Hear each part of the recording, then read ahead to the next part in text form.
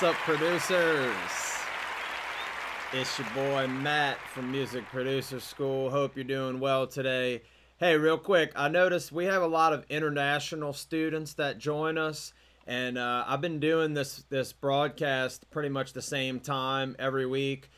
In the comments, let me know where you're watching from, and also let me know for anybody out there if there's a better time for you that I could do these broadcasts. Obviously, you can come watch it on the replay, but I would love it if you could be able to join us live so you can ask some questions while we're on here together. So in the comments, let me know where you're watching from and if there would be a better time for you for me to do these broadcasts, and maybe I'll add some broadcasts or maybe I'll try some different times. Y'all let me know what you think.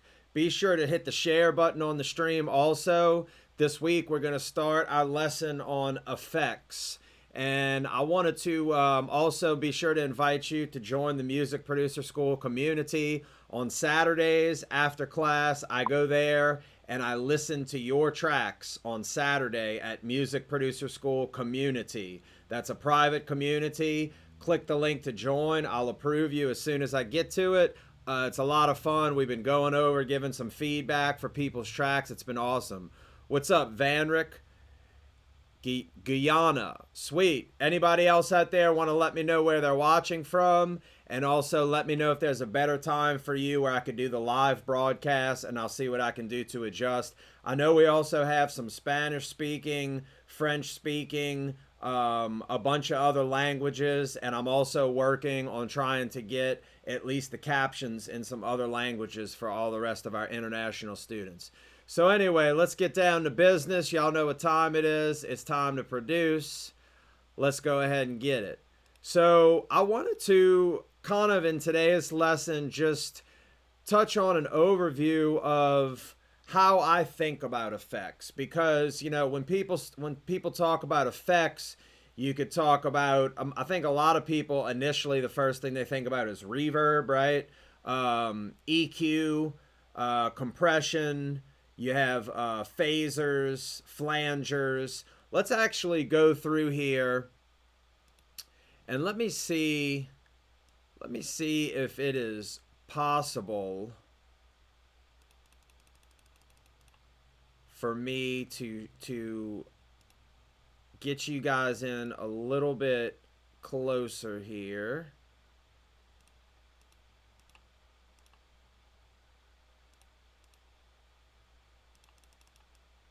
I don't know if I'm able to actually move the screen around, but this should maybe help a little bit. Let me see if I could just scoot that over. There we go. That works. All right, so like that.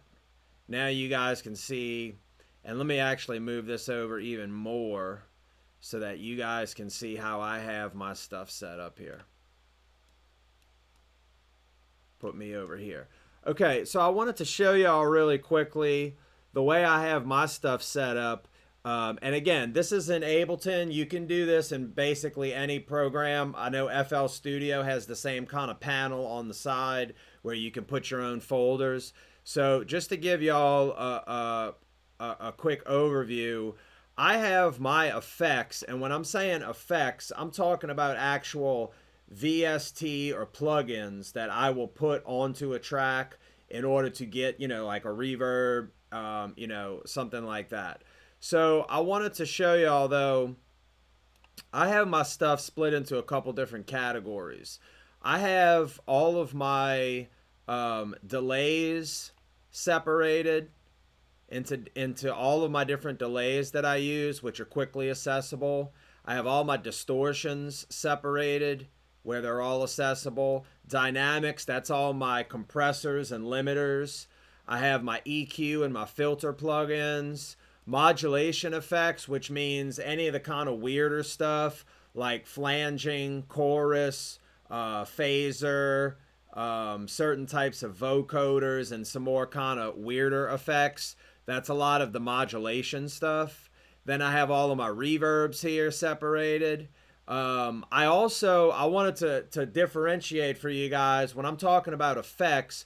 I am mostly talking about these plugins, but also I wanted to go over as well this week some effects which are basically more like transitional type effects and kind of like sound effects, which a lot of people forget about, but especially if you're producing like electronic or hip hop type stuff, these transitional effects and these special effects can really add a nice little bit of extra cool factor to your tracks. That little bit something that's gonna, make the listener remember it. But I wanted to just show y'all initially how I have my stuff separated like this, because the point is when I'm doing a mix, okay, and I'm, you know, I'm in the mode, let's say, and I'm mixing and things are sounding good.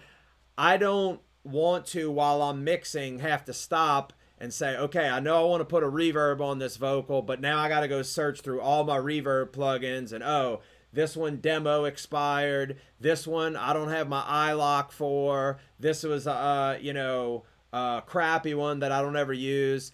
I at least like to have everything separated into all of my reverbs, because as you mix and as you get more experience, you're going to start getting certain plugins you go to over and over again. So I would highly recommend, y'all know if you've been watching so far, that I'm very big on organization, and I'm very big on organizing your folders so that you can get to your effects quickly. Because when I'm in the mode, when I'm either mixing or especially when I'm producing, if I'm like, oh, I like this sound, but it needs a little reverb on it, I want to make sure I can just go right to my reverbs, and just right over here, I could just click boom, reverbs, and there's all my reverbs. I can just go through and I know which ones that I like to use. Same thing with my compressors in the dynamic section. So again, I would highly recommend that you try to separate your stuff out that way, because it's just going to make you work quicker. And I can't stress enough how important it is. Try to work quickly when you're producing, because your ears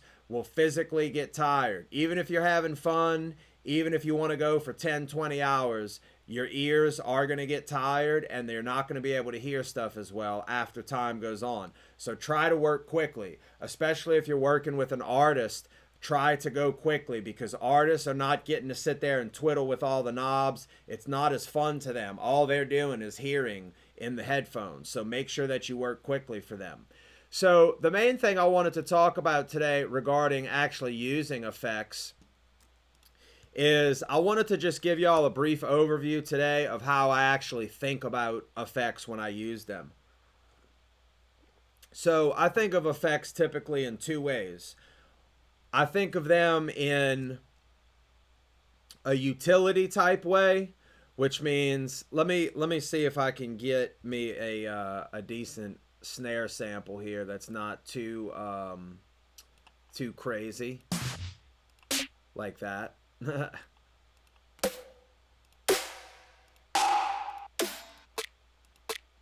I want something short. This will work. Tight. So I think about them in two ways. Utility, number one, meaning I'm kind of thinking about shaping a sound a certain way, and that's what I'm going to use that plugin for. So if I'm trying to shape this sound, again, we talked about this in the mixing section, but typically I'm going to throw an EQ on it, which I have my EQ8 down here, and I'm going to typically get rid of stuff that I don't need first. So you see down here in my EQ, let me bring it up here so it's a little easier to see. You can see right here, I have this frequency right here.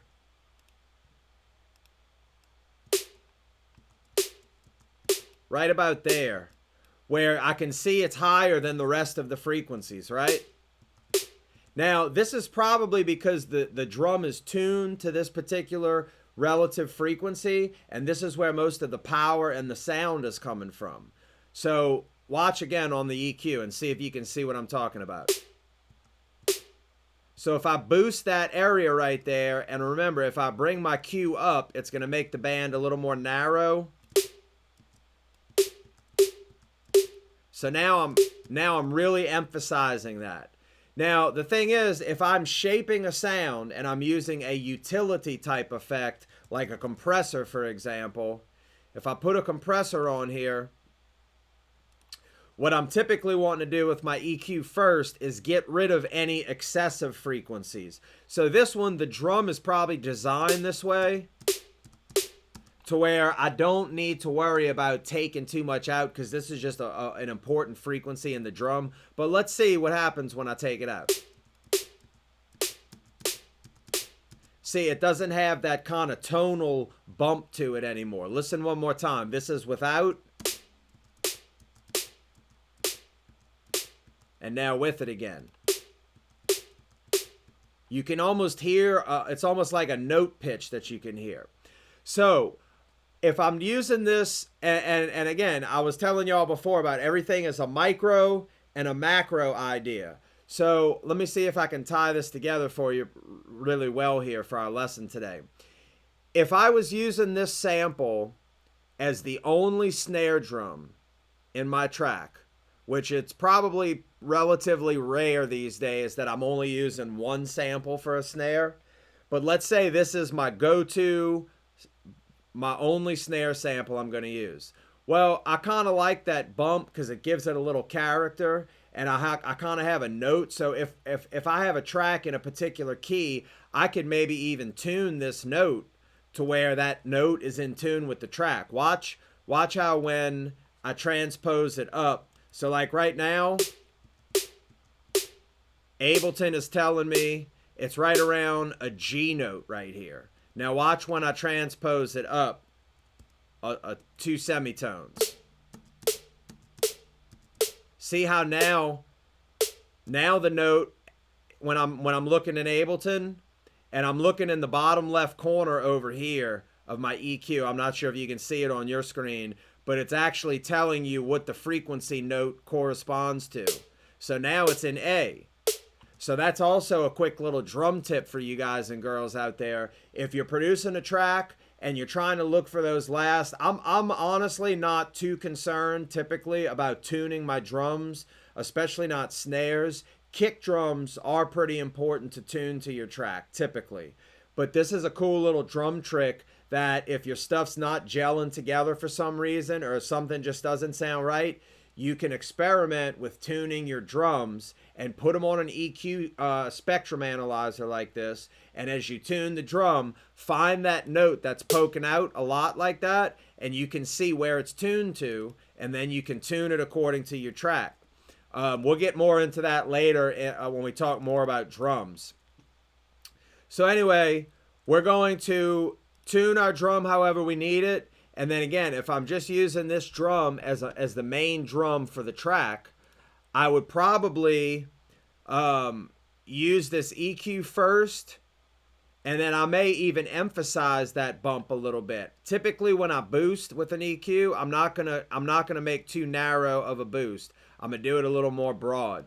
So let's say we like that, we want to boost it a little bit, and let's say we also want to boost something in the high end a little bit to give it a little bit more snap. So we'll boost it, say like around, let's say around 4K.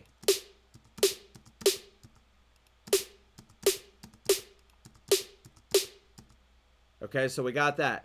So now I would bring it into my utility effect, which would be my compressor, which means I want to just kind of rein it in a little bit with the volume. Now, this is an electronic snare sample, so there's not going to be too much variance in the volume from the hit. This is something that definitely when you're doing real instruments like real drums, guitars especially, keyboards, stuff like that, especially vocals, of course, you're going to have a wide dynamic range. So this is where you're going to kind of rein that in if it's just jumping all over the place. So I would use my compressor here. I don't really need that much compression, if any, on this snare sample. But we'll throw a little bit on there. And then after, I would put another EQ after the compressor. And again, we covered this in the mixing class a couple weeks ago. So afterwards, I don't want to boost any of the same stuff. I want to set this stuff back to 0, but I may, let's say at the end of the day, when I gave it a little extra makeup gain here, let's say maybe it was getting a little too bottom heavy, so I may just cut out a little more low end. Okay, So that's more of a utility way, meaning I'm shaping the sound with effects. The next method is more of the effects method, which is actually putting some type of effect on there.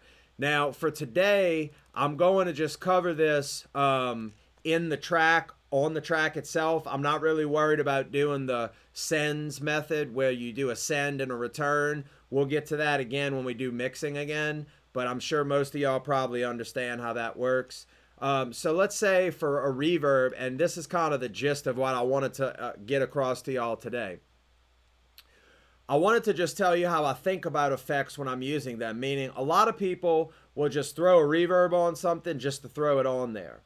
But the way I like to think about effects, again, if I'm not doing utility effects, I'm typically thinking of my effects, like my reverbs, choruses, delays, stuff like that. I'm either putting them in a space or I'm giving them a texture. Now, the texture thing is usually more of a distortion type of an effect because I like to think of sound as it can be wide, it can be deep, and it can have texture on top. It's almost, I would highly recommend if you're not into art, I was, and I'm still not a good artist by any means, but I would highly recommend you start looking at some principles of like graphic design and art and stuff like that, which is first of all going to help you promote yourself because we all need to promote ourselves on social media these days. So you need to learn how to make flyers and photos and all that stuff. So I would highly recommend you start learning a little bit about graphic design. There's tons of good tutorials on YouTube already. But the idea is I never used to really think about sound as like a three-dimensional thing. I usually just thought about, okay, here's a sound, and I used to either think it can be left, it could be center, it could be right, or it could be wide in stereo. I never used to really think about back to front or on the top or the face of it, a little bit of texture. So let me kind of put that into practice and show you what I mean. So we have our snare sample here, right? Hey, Arian, what's up? Watching on YouTube. Good to see you, sir. Thanks for saying hello. So when I'm talking about, obviously, y'all know how panning left to right works. We got it on the left. Got it on the right. We got it in the center. But what if we want to create a space for this sound where we can make it sound like it's further back in the mix, or at least it's in a bigger room? Well, obviously, most of y'all probably know that's done with reverb, right? So let's take a look at this reverb. A big tip I want to give everybody right now on reverb. A lot of people are afraid of these reverb controls. All they want to do is dry, wet, how much reverb, and maybe they'll fool with the decay time. So let's put a nice long decay here, about 4 seconds, and a 22-second dry, wet. Yo, what's up, Joey? Thanks for saying hello, my friend. I appreciate it. So if I put 22% dry wet here, let's take a listen to this. So of course now I sound like I'm in a big ass room, right? Well, the main thing I wanted to talk about, especially with reverb, is start learning your reverb controls, because this low cut, high cut is super important on reverbs, and pretty much all of them have it. What that does is it actually acts like an EQ, and it's going to cut out a lot of those frequencies that you don't need to be coming through in your reverb. So when I cut out these frequencies, what it's going to do is it's going to let the dry signal pass through without any type of EQ on the reverb side. But then the part that actually gets reverbed, the wet part, that's going to get this EQ right here applied to it, where you're going to cut out, when it comes to reverb, you really don't need a lot of highs and a lot of lows. These are the things that will muddy up your mix, because typically when you're doing a reverb with a send and a return, so, right here you can see I have a reverb set up on this return. And what I actually like to do is I'll actually put on a return reverb, I'll actually put another EQ after it. Because that way when I'm mixing, I don't really have to, the low cut, high cut thing is cool, but it's just not as precise as an actual reverb. So I'll actually throw an EQ after my reverbs on returns. Same thing with delays. You'll see here, after my delay on my return track, I have an EQ as well. Because what happens is all that reverb or delay or these effects, they start to build up the more sounds you send to them. You might be sending your snare, your snare, your vocal track, your guitars, your keyboard, synths, whatever. It's all going to this reverb, and all of these frequencies in the low end are going to start piling up, and that's how you get a muddy mix. So that's a huge tip right there, which is be sure to put EQ either after your reverb on a return so that you can EQ out a lot of that high and low stuff, or else start learning your controls on your reverbs. So that way, a lot of them, like I said, most of them have a low cut and a high cut built in. So let's listen to what this does. I'm going to put this all the way to wet, and let's turn off the low cut, high cut, and let's just listen to what it sounds like by itself. This is just the reverb signal by itself. And this is another good tip if you're trying to figure out the time of your reverb. Let's say you have kind of like a bigger ballad type track. Doesn't matter if it's EDM, country music, rock music, soul music, whatever it is. Your snare drum, another thing I wanted to convey is the size of your snare typically conveys to the listener's ear how big the production kind of setting is, the environment. So if you're doing a big ballad and you want it to sound like it's a big stadium, super epic, you're probably going to want a big reverb on your snare and probably on your vocal, because think about it, your snare and your vocal are going to be the two loudest things in your track almost always. So they're really going to push that reverb the hardest, and that space of the room is going to hit the listener's ear, and they're going to say, oh, they're in a big space for this song. It's a big song. Or maybe it's a more intimate song. You want the listener to sound like they're in the room with you. So you want the reverb, especially on your snare and your vocal, to be a little bit smaller and a little bit more intimate. So these are things to think about. Put your listener in the space of the production. So this is the completely wet signal with no EQ, no high cut or low cut applied. So what I was saying with that is you can actually time your decay time. If, let's say, you're hitting a snare, which typically we know snares on 2 and 4, right? So let's put it on our 2 and our 4. Well, if we have this super long decay time of 4 seconds right here, it's probably going to bleed into the next snare. So let's listen to that. So what I'll do here is I'm going to set up another track, and I'm going to resample this, and we'll see exactly where the reverb is, because it's only going to record the reverb that's happening.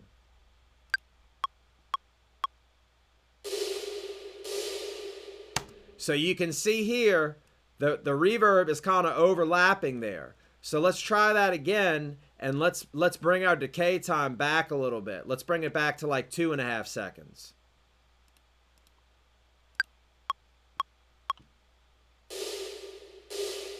See, now that's a little bit better. The reverb's just about out right when we get to our next snare hit. And again, these are the little tricks that are going to help you clean your mixes up, so that way when you get to the end, they're going to sound super clean, super tight, super professional. These are the little details that matter when you want to get that nice separation in your mixes. So that's a cool little timing trick for when you're doing your reverbs. So let's listen now. Let's get rid of that. And now that we got our reverb timed correctly for this track, now that's at this tempo. Remember, if you change the tempo, the time between the snare hits is going to change. So don't forget that. So let's listen now. Let's get rid of this snare and just listen now to our reverb EQ, the low cut and the high cut. And let's turn our loop back on. Now let's low cut and get rid of a bunch of the lows. You hear how we got all that low information out of there? Listen one more time without, with EQ.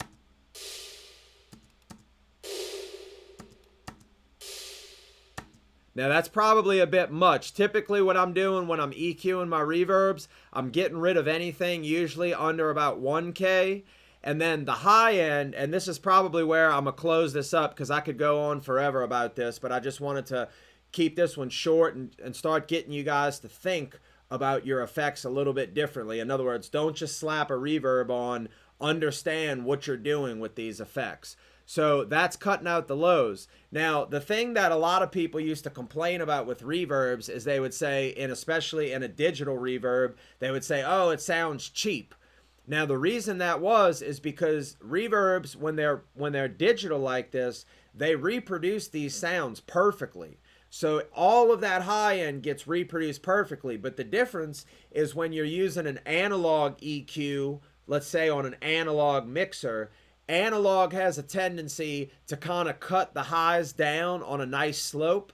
So that's what kind of rounds off the top end for people. And a lot of people don't understand why it sounds better. But those harsh, super high frequencies, like up in the 15K and higher region, they're getting nicely chopped off, kind of sloped off in analog world. So what we need to do when we're mixing in a digital workstation like this is we need to kind of replicate that. So that's what this high cut is going to do. It's going to actually slowly, you can see here, slope off those highs. Now I have the ability to use the Q function here to kind of do both of these, but the only problem that I see with the reverb in Ableton with this low cut, high cut is you can see the Q is kind of tied to both low and high.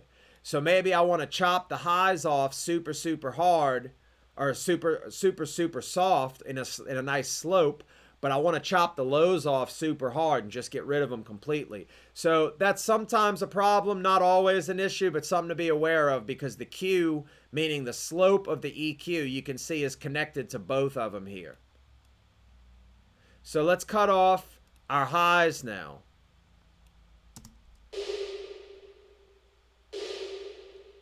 Now let's listen with the highs again. So it's almost like that brittle sound at the top of the reverb in the high frequencies that gives it that kind of cheap quality.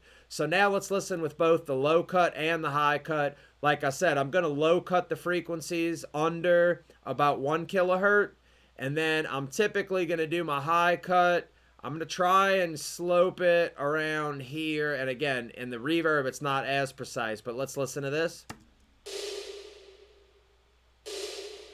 And you see that's still a little bit more highs than I want. That's a little bit better.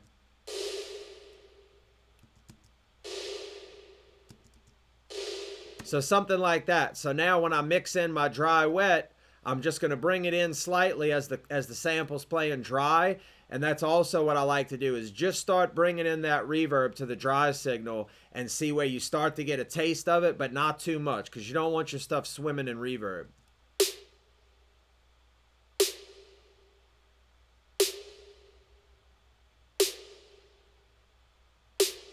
So probably just about right there is where I would start with it. And then, of course, you always got to make these decisions in the context of the whole mix with all the instruments playing. And that's really what's going to give you the answer for that. So that was just reverb today, you guys. I'll probably go the next lesson and I'll go a little bit more in depth with some other effects. I'm definitely going to cover delays on the next lesson because in my opinion, I like to use delays probably even more than I like to use reverbs because delays I find are just a little bit easier to they're easier to put into your mix without muddying things up, and they give that nice sense of depth, like I was saying, that sense of space without really doing a lot of damage as far as muddying up your mix. Reverb I find can get out of control pretty quickly. So lots more to talk about. I don't want to go too long today because it's kind of a lot to take in, I know. So I appreciate you guys joining me today. That was the first part of effects. In the next class on Thursday, we'll cover more in depth about delays. I'll go into some more of the modulation type effects. And I will also start to cover some different types of ways you can, almost like some tricks you can use with effects so that you can use them to add texture to your sounds but not muddy up your mix, which is kind of the main point that I'm trying to get across today. So thank y'all again for joining. Be sure to hit share on the stream if you haven't already. I'd appreciate it. And also be sure to join the Music Producer School community. I'm listening to your tracks over there on Saturdays after class. It's been a lot of fun every week, so I'd encourage you to join it. I'll approve you as soon as I can get over there. And once again, you guys keep on making music. I appreciate it. I can't wait to hear what y'all are making. And I'll see y'all again on Thursday. Y'all have a great day. Peace out.